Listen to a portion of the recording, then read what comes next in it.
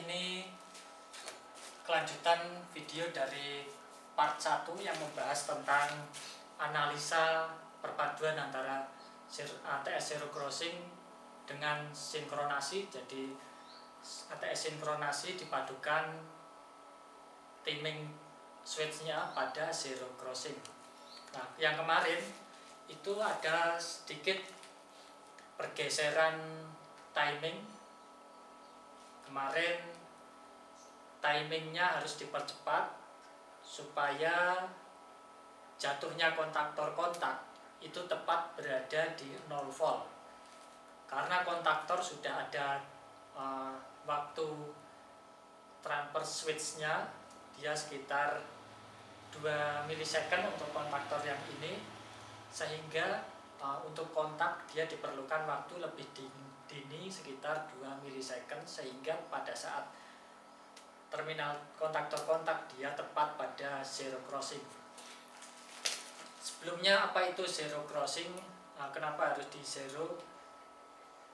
Kita tahu listrik AC bolak-balik itu berkedip secara cepat, on off, tapi dia linear, dari hidup dari 0 volt ke 220, terus turun lagi 220 190 sampai ke 0 lagi, begitu seterusnya. Bisa terlihat ketika kita memvideo bohlam lampu AC. Nah, kita video, kemudian kita slow motion, perlambat videonya, dia akan kedap-kedip, redup, nyala terang, redup, nyala terang, redup. Nah, pada saat redup itu dia menyentuh angka 0 volt. Nah, di situ kita mainkan kontaktornya, sehingga kita tidak mengganggu tegangan kerja dari peralatan elektronik. Kita mainkan di bawah tegangan kerja mereka, peralatan elektronik. Misalkan komputer, dia mempunyai range tegangan kerja di 180 sampai 220 volt. Nah, kita mainkan relay ini ada di luar dari jangkauan tegangan kerja tersebut, di 0 volt atau mendekati 0 volt. Artinya, walaupun relay kontak berkali-kali pada saat zero crossing, peralatan elektronik tidak akan terganggu atau tidak mengalami tegangan loncatan yang dihasilkan oleh kontaktor relay pada range kerja tegangannya. Otomatis peralatan elektronik tidak restart untuk komputer, semakin tidak restart karena dia tidak mengalami menerima loncatan tegangan atau ketidakstabilan tegangan yang ditimbulkan oleh relay pada saat kontak, karena kita memainkannya di 0 voltnya, di zero crossingnya. Untuk komputer dia memang sudah ada elko di dalam power supply, itu fungsinya untuk menyetabilkan ketika tegangan bolak-balik ke 220 turun lagi, saat 0 volt ke 220 lagi, dia distabilkan oleh elko supaya linear tegangannya. Nah, di sini udah ada elko, ditambah lagi kontaknya pada saat zero crossing. Itu peralatan elektronik seperti tidak mengalami perpindahan daya karena tepat pada 0 volt. Di sini akan saya perlihatkan hasil pergeserannya seperti apa kemarin.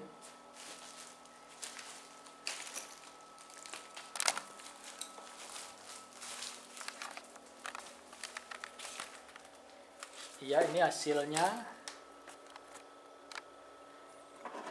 saat relay kontak. Dimulai dari tegangan mula, kemudian relay switch pada titik ini, dia tidak switch pada zero crossingnya, karena saya buat lebih dini dia kontaknya, karena ada jeda relaynya. Jeda relay sekitar 2 milisecond. Kemudian setelah jeda relay selesai, dia akan tepat pada zero crossing, memulai tegangan dari 0 lagi.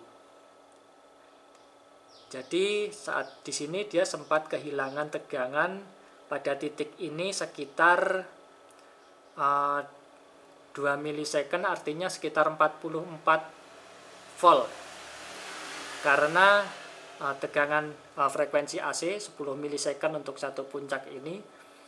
Jika ini 220, maka 2 milisecondnya adalah sekitar 44 volt, karena 220 dibagi 10 milisecond, untuk 1 milisecondnya didapatkan 22 volt. Jadi peralatan elektronik kehilangan tegangan 22 volt, kemudian dimulai lagi dari tegangan 0 menuju ke 220 lagi. Itu tidak masalah kehilangan 22 volt 44 volt menuju ke 0, karena itu sudah di luar range kerja dari peralatan elektronik, di mana peralatan elektronik bekerja di atas 180, 170 sampai 240. Kita memainkan relay ini di luar daerah kerja tegangan peralatan elektronik. Kita cek lagi. Saya running, nanti saya tangkap untuk zero crossingnya. Tapi di sini saya harus bebankan dulu inverternya agar ATS switch. Saya nyalakan bebannya di sini.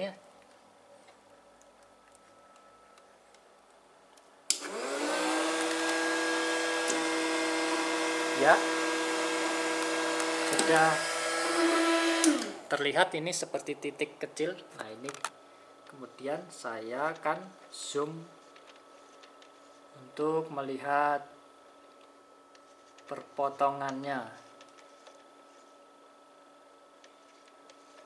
Ini enggak begitu terlihat, kita ulangin lagi.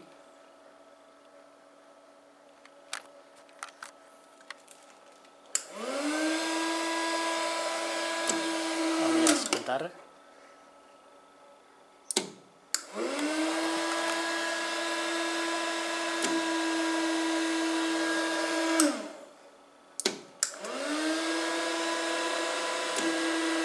Ya.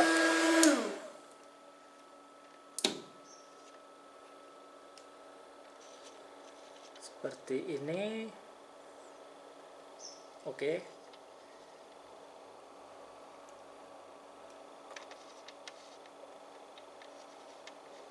Sama seperti awal tadi, dia memulainya dari titik lebih dini. Nah, ini switchnya mulai dari sebelah yang saya gerakan dari sini, kemudian berakhir tepat di zero crossing ini. Nah, tengah ini tegangan 0, dia memulai lagi load beban, terputus sekitar lebih dini di 1,8an milisecond.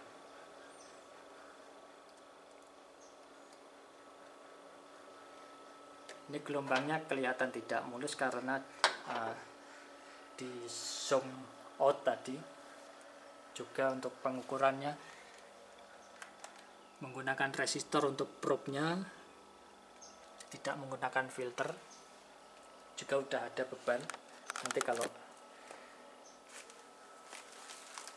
pengukuran step down-nya itu bagus, resistornya nggak pakai resistor atau trafo, dia lebih mulus. Tapi tidak masalah karena untuk melihat kecepatan relaynya aja. Ini sinusnya mulus kok, nanti dicek. Oke, sekian untuk part 2. Terima kasih.